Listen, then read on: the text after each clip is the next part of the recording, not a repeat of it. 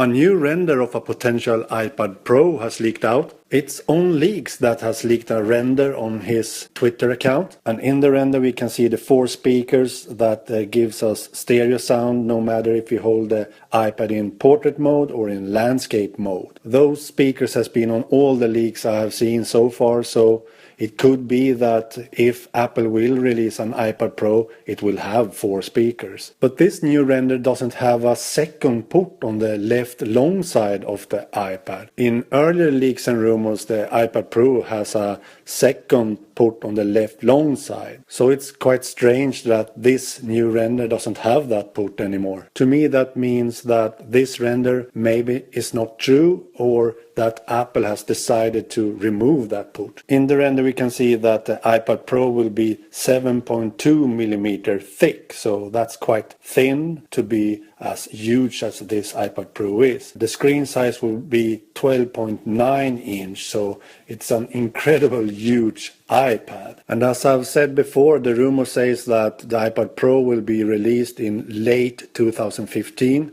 This new report says December 2015. And personally I think this render could be fake. It looks too much like an Sony Xperia tablet to me. But if Apple will release an iPad Pro, I'm not sure it will run on iOS though. Because as I've said before, I think it could have the new really small motherboard that the new 12-inch MacBook has. The same small motherboard in this new iPad Pro. And I also think it will have the second port on the left long side to be used with a docking case. And in that docking case we will have a virtual Force Touch keyboard and a virtual Force Touch trackpad. And of course run OS X. But who knows, maybe it will run iOS when it's not docked to that case. So you have it in your hands with a touch screen. But when you dock it to this case in that new port on the left long side, it will use OS X and OS X apps, Mac apps. Because when it's docked you need to have a keyboard and a